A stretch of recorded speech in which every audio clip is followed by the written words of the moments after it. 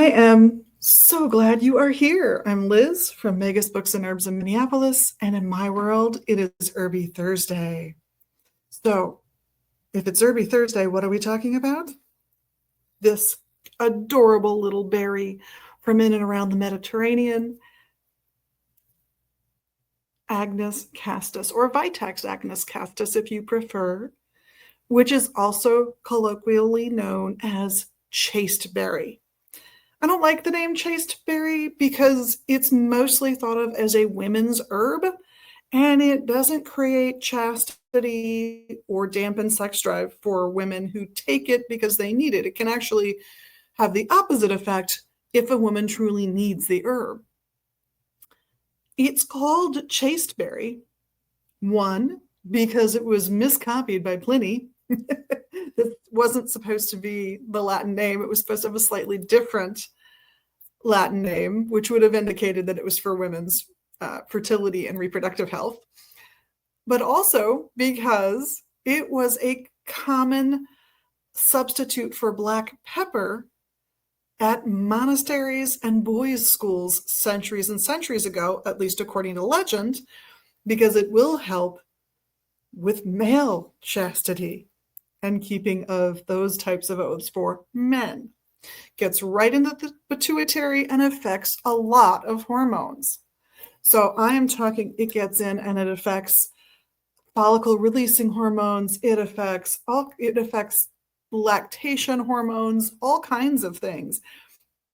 And it affects digestion, which made it highly controversial for a time because there was a period of time when it was truly thought that the pituitary and the ovaries were the places these hormones were made, particularly for women. Now, the truth is you make some of these hormones as well in your adrenals, whether you're a man or a woman. The distinguishing characteristics are how much you make of some of these hormones, not whether or not you make them. We all make all the hormones. But because it has also been recorded as affecting digestion, many naturopaths, herbalists, traditional healers from various cultures made the connection between digestion and fertility health. And by fertility health, I just don't mean, can you make a baby? I mean, do you have PMS? Do you have endometriosis? Do you have any of the ailments that can occur because there's a misbalance in the system for the reproductive portion of our bodies? So this got known as a digestive herb, and therefore there must be a connection between these reproductive hormones and our digestion. And modern science went, no. For a very long time, it has only been in the last couple of decades where they've said, gee, shucks, you herbal people, y'all were right.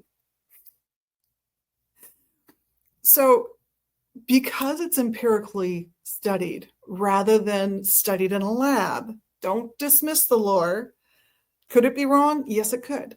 But with thousands of years of experience behind it, there is probably a way in which it is correct. And in this case, that was true for this little beauty. Vitex agnus-castus, or chaste berry, affects digestion, and we do make many of the same hormones there that we do in these other places in the body. It's not quite as clear-cut as this is an exocrine organ, this is an endocrine organ. It turns out it's more complex than that.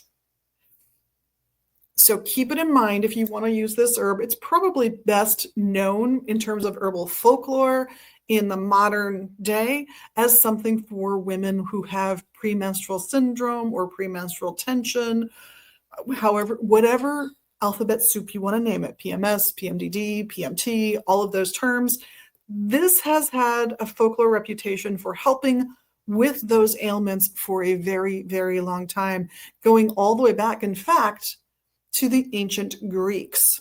And I'd love to get into it, but I got 30 seconds. So let me know if you want the legend from ancient Greece about this herb, how it was used, why it was used, and what the repercussions were, which is where we get into the idea that they had an inkling that that's what this herb was doing, helping with reproductive health issues.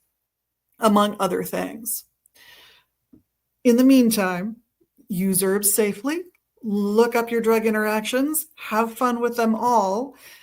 Oh, and on behalf of myself, Liz, and the rest of the crew here at Magus Books and Herbs in Minneapolis and online at magusbooks.com, I want to thank you for being your magical you and for doing all the magical things you do every day to make the world a better place for all of us.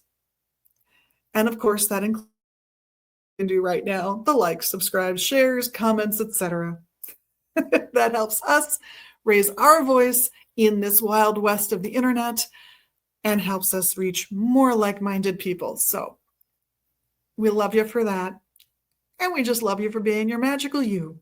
No pressure, but try to have a good week. Blessed be.